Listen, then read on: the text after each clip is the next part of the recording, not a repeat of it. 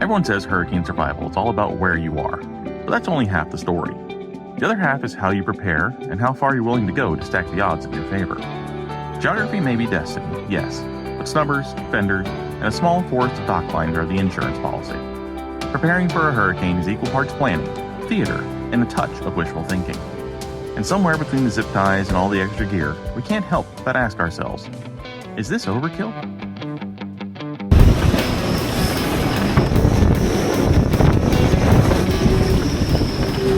The minimal wave action that we're getting even with 30 knots, the floating dock is going awash. It's not great.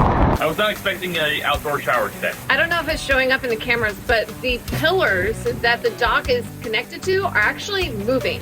Like, we're only experiencing 30 to 40 knots of wind, and the pillars are actually bobbing back and forth. A little concerning. So yeah, I think we want to get off this dock as soon as we can, honestly. And it's going to be an extra $800 a month to move further. $5,000 for the season. Yeah, to move further inland. I mean, probably money well spent. Yeah. Our new fender boys. Yeah, that's a lot of fender. Yeah, we went to a hurricane prep meeting and realized that we are not as prepared as we would like to be for a hurricane in this specific spot. So we invested, and it is an investment in more fenders, larger, bigger fenders. You know, the cost of the fenders is not cheap, but I started weighing that versus our insurance deductible, and that's a bargain. Yeah. Now, I did want to get larger fenders, but Daniel said no. He thought 58-inch long fenders would be too big, so we're settling for 41-inch.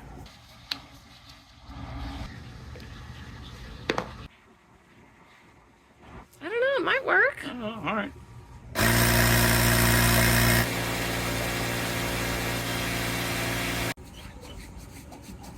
Paige was complaining earlier, like, oh, these are really small fenders.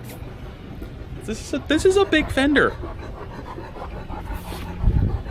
I mean, it's tiny human size. It's a big fender. Okay, so we were looking at a 58-inch fender compared to the 41-inch fender. So that 58-inch fender is 41. That's another 17 inches, something like that, maybe. That's the Big Mac fender. That would have been a big fender. And in this case, size really does matter, guys. I'm happy with my size fender. So our other fenders are 8.5-inch diameter, and this is 15-inch diameter, so quite a bit different. So the idea is to have the fender just below the dock line so that when we rise and fall, the fender will stay down. That's why we put it on horizontally. Wind can blow the fenders up, which makes sense, but we didn't think about that before. So it's going on horizontally and plenty of cushion room. So the main reason that we're putting them in sideways is because as boats rock and roll, if the fenders are vertical, they have a tendency to get blown up and kicked over the side and things like that. So putting them horizontally limits that. So we're expecting up to 5-foot waves coming over this dock, and that will be very exciting. One of my concerns is that as the boat is going up and down with the dock or against the dock, that the waves will actually push these fenders up, and then we won't have anything between us and the dock. So I was kind of thinking it might be a good idea for us to get a line and bring it under the boat and attach it to the other side to make sure that they stay snug. We could also just really tie ourselves really tight to the finger that we're on, because that we should go up and down with that finger, whereas the T-dock will go up and then we'll be doing something like this, but the finger we should go up and down with. So if we stay nice and tight with the finger, should prevent a lot of that. But it's a good idea. Another option is to distance ourselves from the dock by loosening our lines. The problem is that then we won't be able to get on and off the dock in case of an emergency. Now, Winston is also an aging dog, so it makes it a little bit more challenging because he's getting older and he can't jump as high or as far as he used to. Well, good news is, guys, that Brunswick has found us a new slip, and we are fixing to head over there. I say we, I just mean Winston and myself. Paige is out back in Texas dealing with a family emergency, so this will be a fun little trip. All right, ready? All right, working back. This should be fun, guys.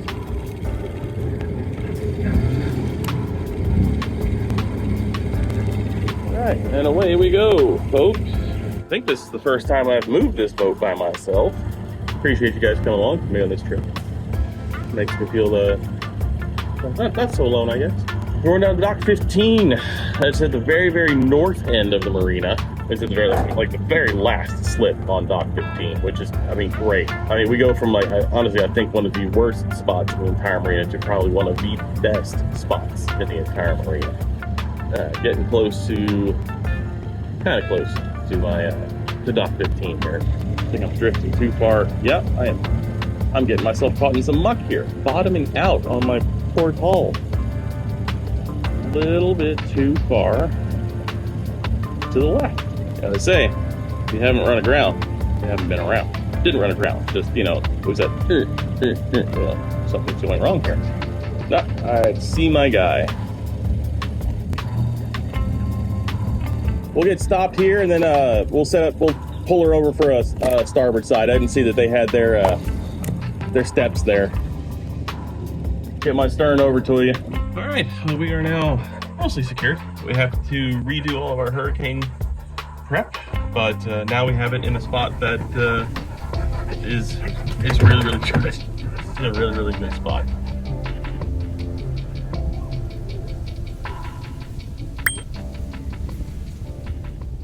I got back from Texas and Daniel moved the boat by himself. He did a lovely job, only went aground a couple of times, but everything is fine. And now that we are way in the far back end of the marina, we have a beautiful opportunity to really hunker down and feel safe during a hurricane. So we're going to take the opportunity to go ahead and string up our lines again, this time with some tips and tricks from the hurricane meeting that we went to earlier. We waited until sunset because it's hot.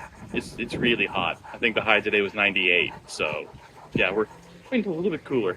When we were docking, I was a little bit slapdash in getting our front lines put on and didn't quite get the geometry right. So now we're going to take an opportunity to fix it. So I got the line in front of the push pit, crossbar, front bar, I don't know, whatever the hell it's called.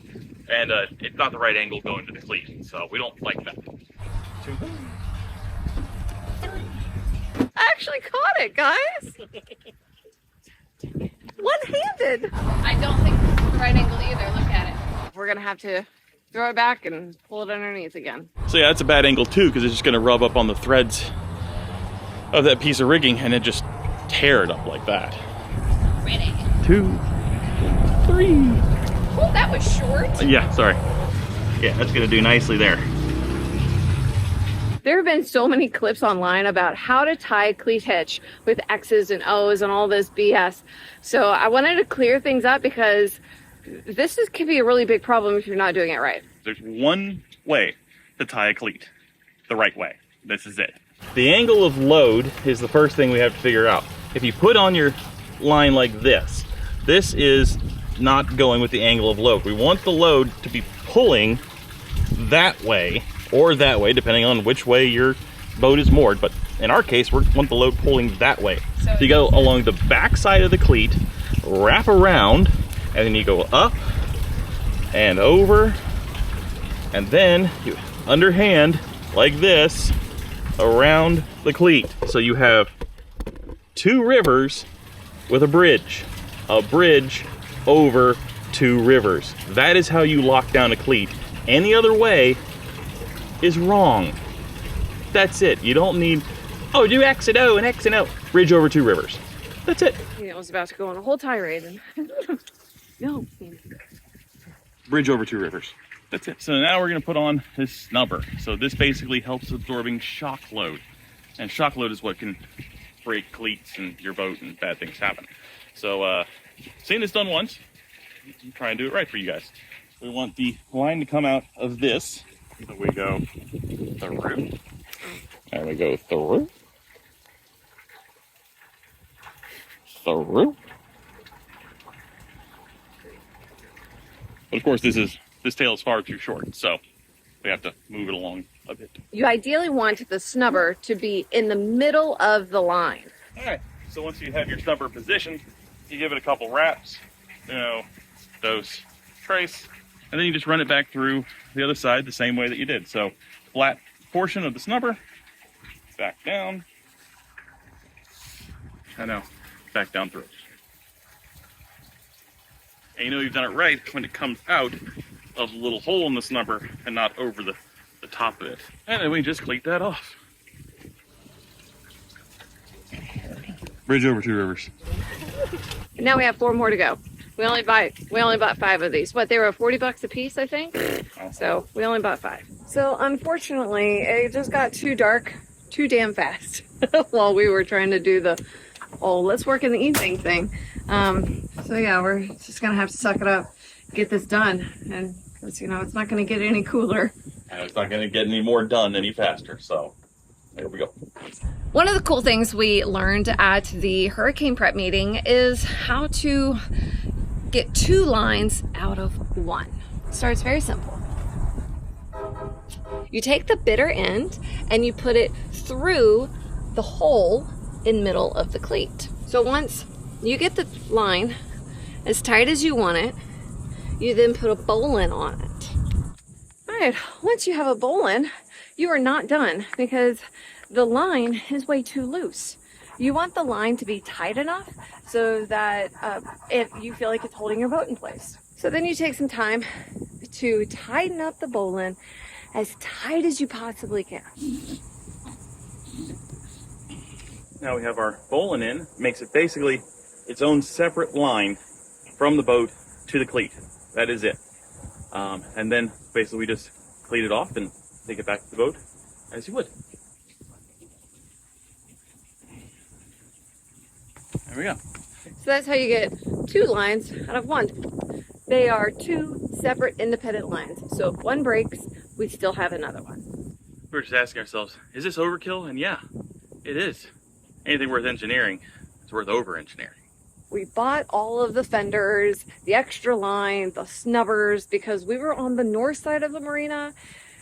And now that we're on the south side, we're not nearly as concerned. But it's still good to have, and might as well use it since we have it. All right, so the previous tenant of our slip, or one of them, I don't know if it's the last guy, but they really overloaded the cleat that we really want to use. And now I have to get it off, but it's been so overloaded and so jammed full that, yeah, it's not coming off. So we're going to have to use some mechanical persuasion. Let me show you what I mean by overloaded. They say if you don't know a knot, tie a lot. Oh, this is just a pain in the ass for the next guy, and I'm the next guy. Oh, that is not progressing nearly as quickly as I'd hoped, so I'm just gonna get a regular old knife.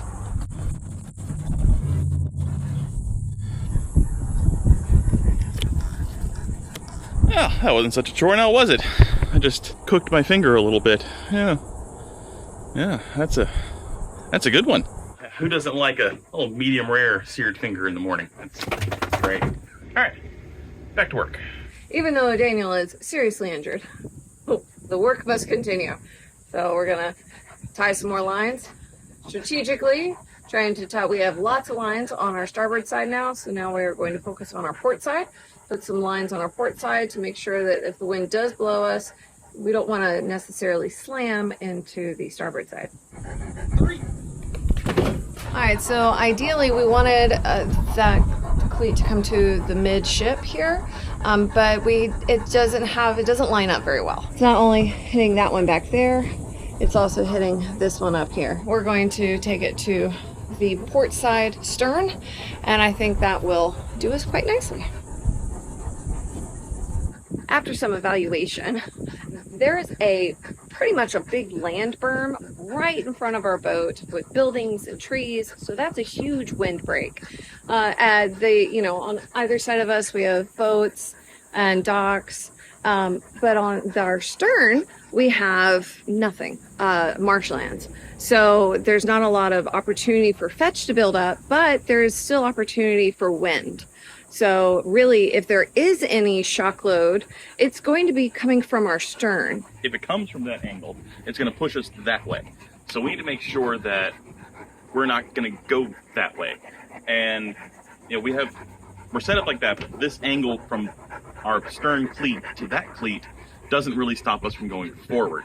So we need to change that angle. About a 45-degree angle is what we're looking for to keep us from going forward. And this would be much better served going to our midship cleat.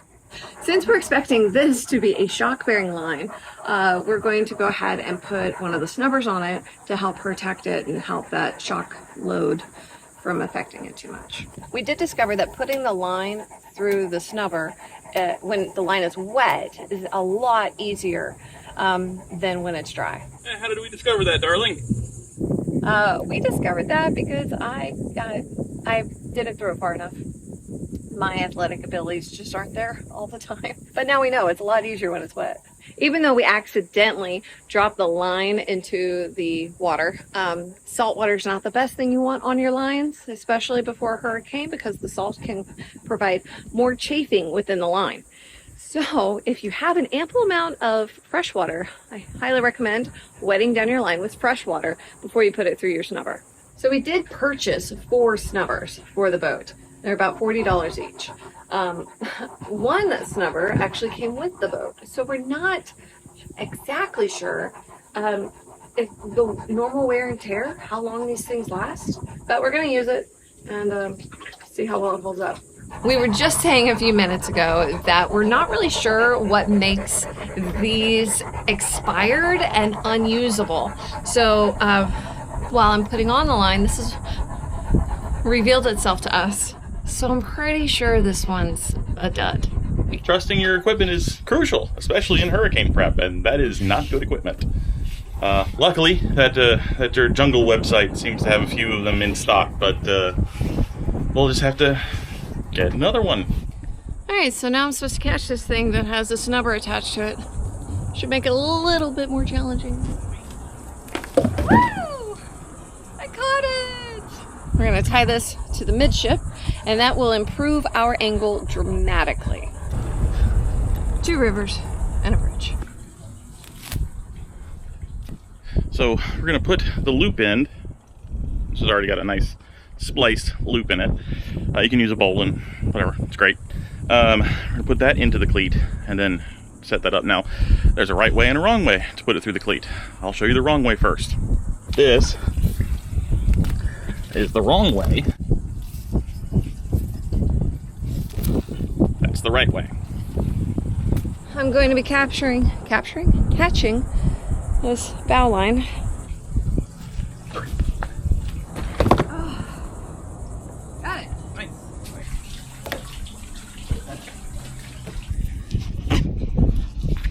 2 rivers and a bridge. It's a little bit later in the day and it's still just as hot. But now we need to tidy up some tails, and for that we're going to use some zip ties. The reason why we are tidying up tails is because you want less things blowing in the wind when you have a hurricane going. So with all these extra tails, it's more stuff to blow around, chafe. Anything that moves is going to chafe. So we want to basically restrict any of that.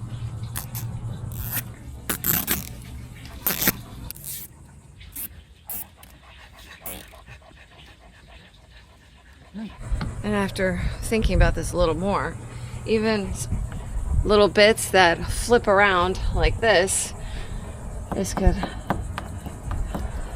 actually do a lot of chafing and damage when it has that repeated motion. So we're going to be a little overkill and do some more.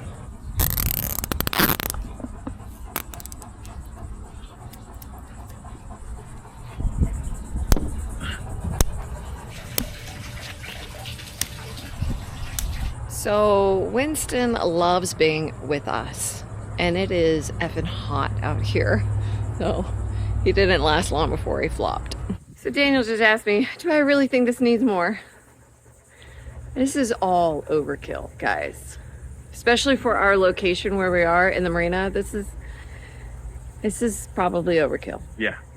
But wouldn't we rather be more prepared than underprepared? So there's that. There's that. Especially if you're going to be off the boat for a while, you know, so. And now that we're all hurricane tight, we just need to tidy a few things up. And just like that, we're ready for more off-boat adventures. Last thing that you have to do before leaving your boat for hurricane season is take pictures, because if you do have a hurricane and something happens to your boat, you want to provide pictures to the insurance company with proof that you actually did hurricane prep